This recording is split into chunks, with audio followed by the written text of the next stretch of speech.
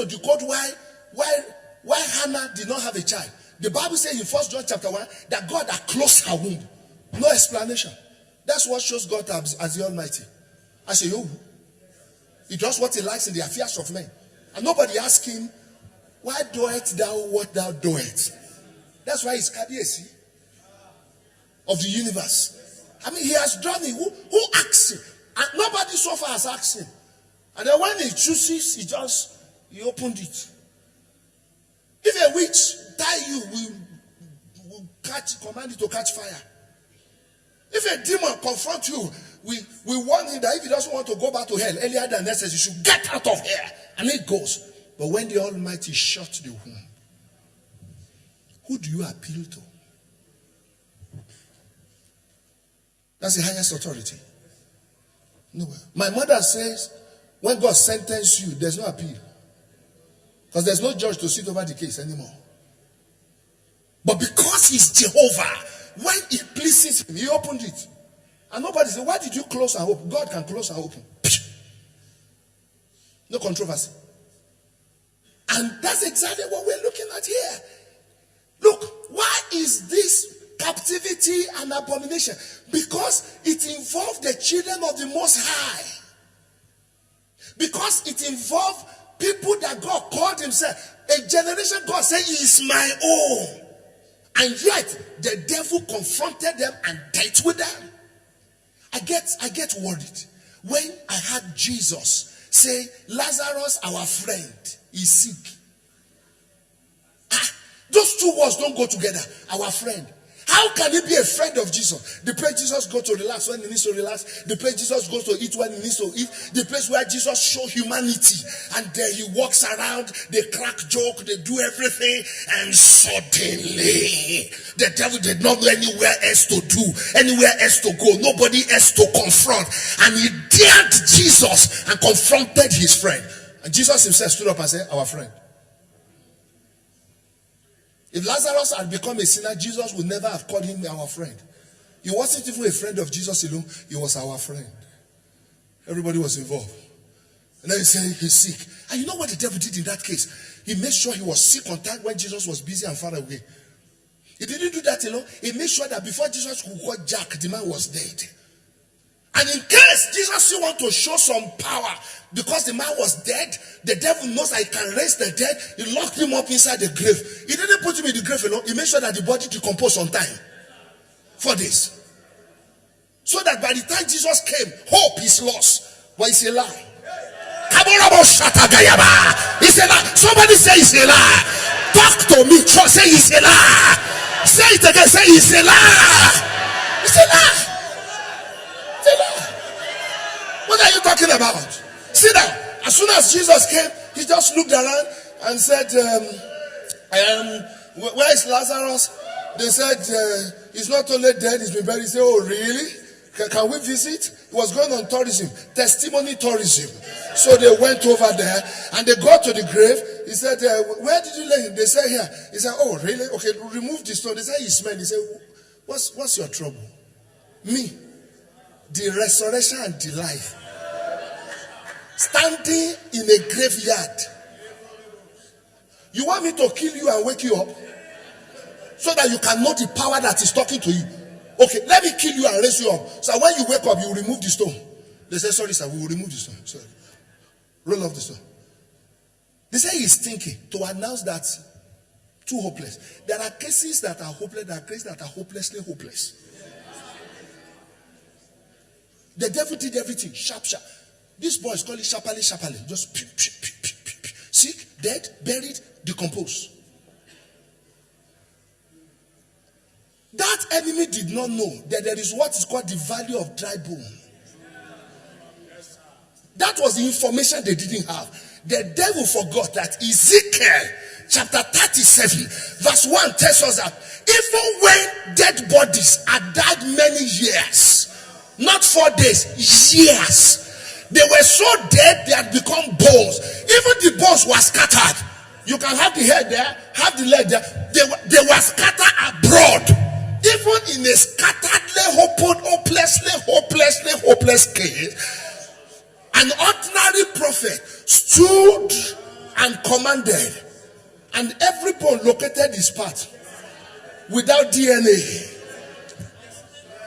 Every leg went to look for every head went to look for his leg, look for his hand, look for his chest, put everything together, and they rose up. The Bible says they became a mighty army.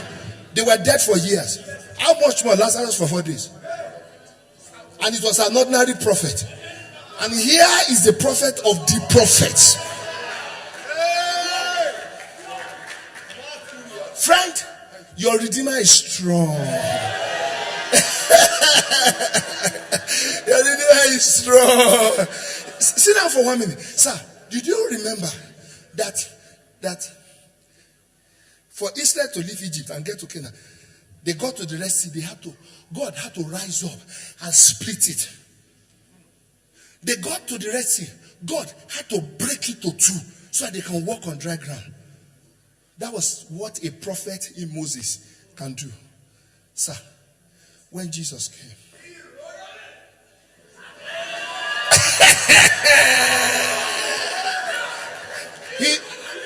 his boat was on the other side and he was on this side, and he didn't have to divide the sea. He just said to himself, oh, boat, you are in that place, I am coming. And he started putting his leg. He walked on the water. He didn't have to open the water. What are you talking about? Your Redeemer is strong. Church, your Redeemer is strong. Are there people facing challenges here? Your Redeemer is strong. Sit down. And he walked on the water. And then, because of reportage, because of one day when the story will be told, Peter said, it's not Jesus, it's a spirit. Jesus needed to quickly correct it, so that tomorrow, like today, somebody will not say it was a spirit. Jesus said, oh, no, don't worry. Don't destroy a good work. Peter, you think I am a spirit? You too, start coming. So Peter put leg on the water. What remained for Jesus to ask him? So are you also a spirit? Otherwise, theologians should have told you today that Jesus walked on the water as a spirit. He walked as a human being, flesh and blood like you. Put his hand on the waters, and you are walking on water this week. You are walking on water this month. Your testimony is here this month. Say, my Redeemer is strong.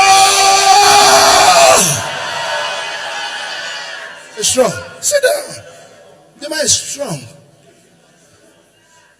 Strong enough to answer his father's name.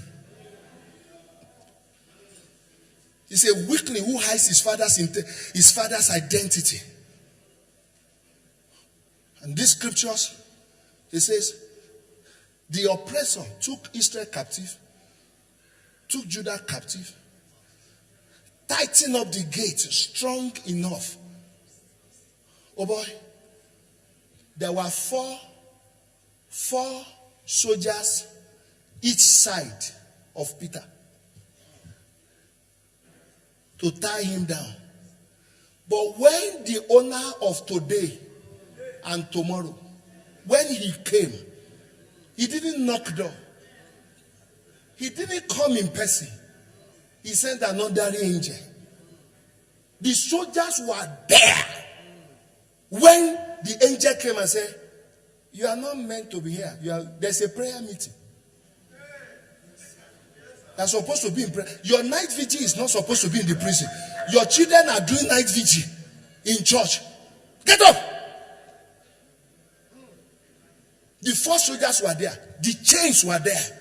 And without, the angel didn't even have to speak to the chain. He has no business with the padlock. And your Redeemer is strong. An ordinary angel. He just tapped Peter. I said, arise. And Peter stood up. Even Peter himself got outside before he knew it was real.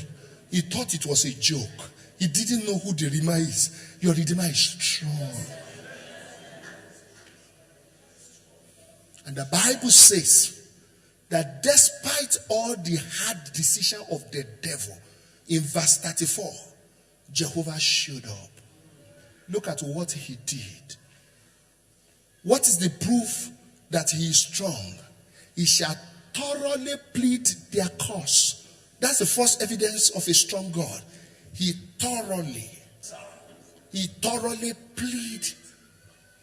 Job said, God, you have done all of this to me. The day I see you, you will answer questions. Jehovah said, no problem. Provide 2 chairs. Take one, I take one. And then Jehovah showed up and said, oh boy, let's have our talk. But may I ask you 1 or 2 questions? Where were you when the sons of God stood up in the heavens? Where were you when I gathered the waters together and I put them in one place? Job said, end of discussion. He said, I can't continue. He said, actually, sir, the problem was that I was going through things that were too hard for me. That was the matter. How dare me say I want to challenge you to query? The Bible says God has every information to answer your enemy. He has the answer. Let him say anything. Let him accuse you of anything. The other day, he accused even Moses. He told angel Michael, he said, you can't take Moses to heaven. The man of God said, why? The book of Jude, the only chapter, is only chapter 1. He said, why? He said, because the person you are carrying, you don't know him. He said, I know him. He's the deliverer of Israel. He's the meekest of all human beings. He's the servant of God. This is Moses. The man God raised from Pharaoh's house. And he suffered, he endured. That's the man that saw Jehovah in a burning bush. The bush was burning and the bush was not consumed. This is Moses. This is the man God said, if there's any prophet, I speak to them by vision and by dream. But as for Moses, I speak to him mouth to mouth. This is the man who saw God and collected his handwriting. You say, I cannot carry him to heaven. The angel said, Mike, power too much. It's not everything that is power. Let's talk. And many times the devil says to God, this is not power. You have power, but let's talk. And Jehovah says, if it is talking, that's not a problem. Go back to the scripture. He said, their Redeemer is strong. He shall what? Thoroughly plead their cause. He has an answer for your enemy story. He does. The accusations against you, he has an answer for them. And the devil said, he is a murderer. At that point, the angel has no answer anymore. This Moses was a murderer. He didn't know what to do. His power ended there. But then he knew that he can appeal to a higher authority. So he looked up to heaven. And the heaven said, hey, come up, Dida. You don't have an answer? Connect with higher authority.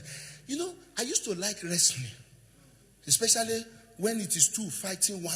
You don't go, bah, bah, bah. I don't have courage for it anymore. I quickly switch it off. But in those days, I like wrestling. And the place I like is when they are beating somebody. I'm beating him.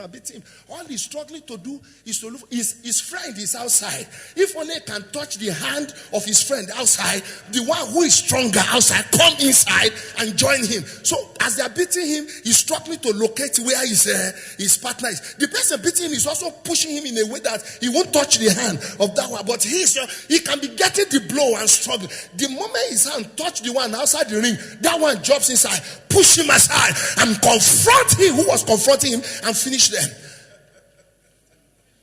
And that was what angel Michael did. He stretched the hand, connected the one that was outside the ring, and instantly answer came. There is an answer for that thing the enemy has been harassing. There's an answer. There's an answer. And says, Satan, I got the answer. The Lord rebuked you. Sir, we didn't hear the response. Your enemy cannot respond when Jehovah comes to debate. Because Jehovah will thoroughly.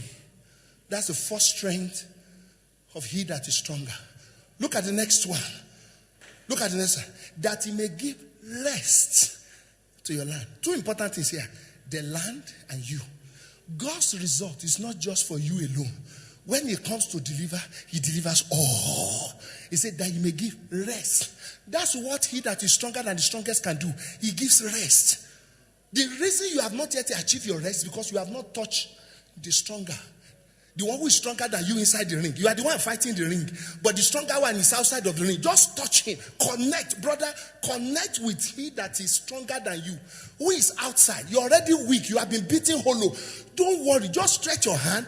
I don't know if you understand what I'm talking about. You have watched wrestling. You know what I'm talking about. I mean, the ring is here. They are beating you inside this ring. But the person who is strong is outside the ring. If your hand can touch him, that's the rule. He has a right. It is his hand touching you, connecting with you, that gives him the right to come inside and defend you. And you can connect with Jehovah. Stretch the hand of prayer. Stretch the hand of fasting and prayer. Stretch the hand of faith. Prayer, fasting, and faith. Stretch the hand of righteousness. Just stretch it. Push out your prayer. Push out your faith. Push out your righteousness. The moment that hand is stretched, the stronger comes in. And it gives rest. Sir, there is rest too. There's rest. It doesn't matter what you are going through, there is rest. In every affliction, there is rest. In every crisis, there is rest. In every trouble, there is rest. God has the rest for you. The Bible says the first thing he does is to quieten your enemy by answering him. But let me answer you. Before we talk about power, let me answer you. What do you have against this man? And the devil said, blah, blah, blah, blah, blah, blah. And honey, just wait. He said, blah, blah, don't. He said, look, all the story you are telling. You see about this boy? Over 2,000 years ago.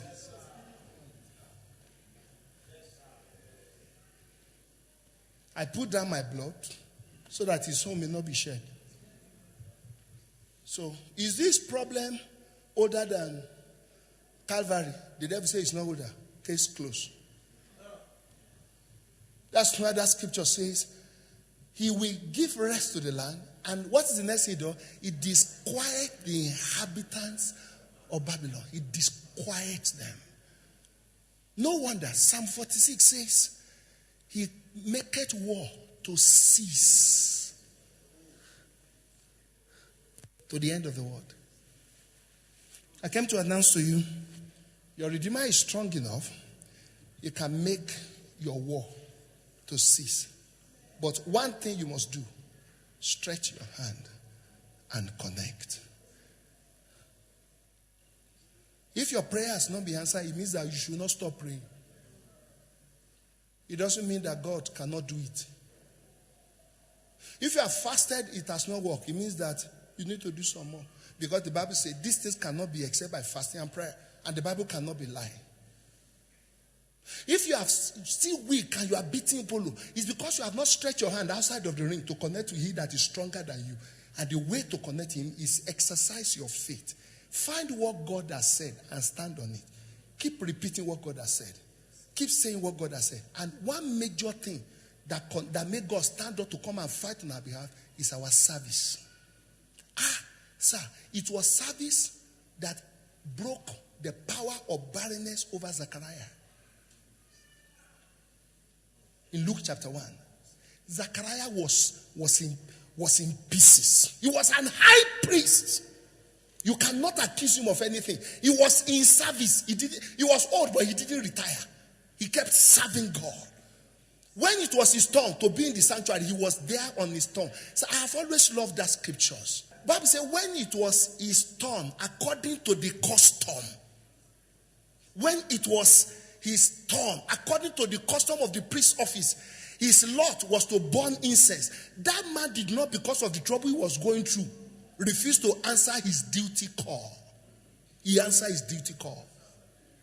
When it was time for him on the roster, he showed up. No business stopped him. The reproach of no child did not stop him.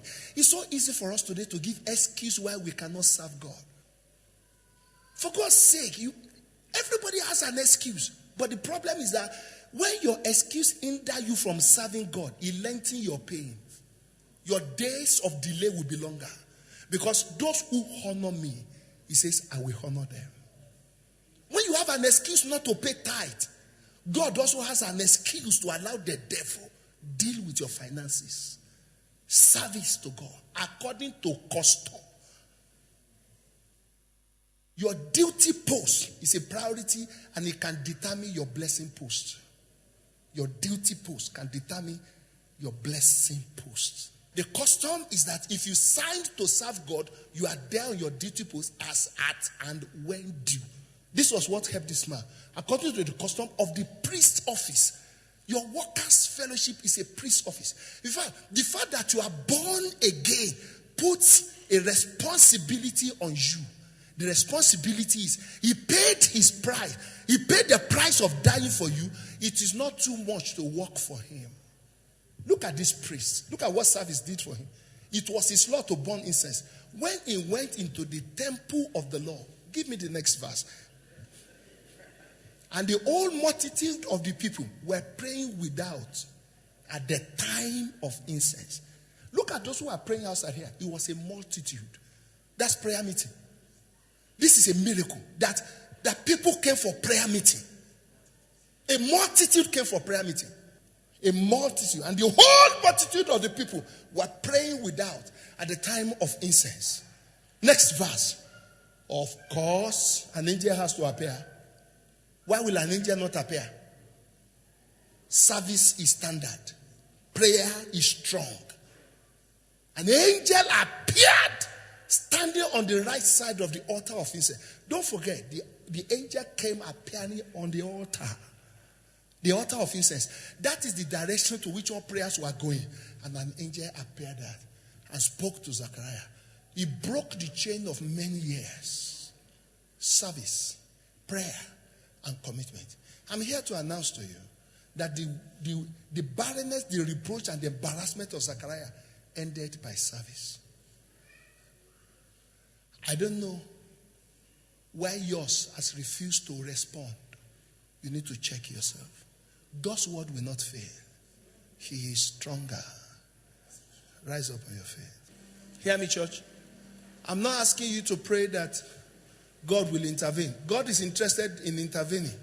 But I need to ask you to check your commitment to the Almighty God. Lift your hand above your head. Say, Lord, I surrender to you all of my life. I will stay connected. By my connection, you are stronger. You will help my weakness. Lift your hand above your head. Say, Father, I stay connected with the throne of God.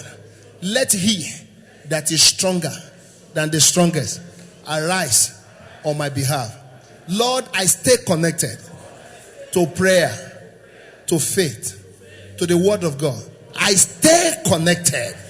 Arise, O God, thou who art stronger than every strong man in my life.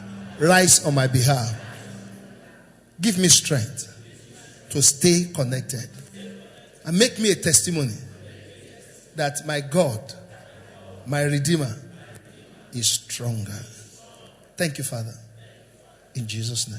And everything he promised, I tell you he will do it for you. Let me tell you that Jesus is the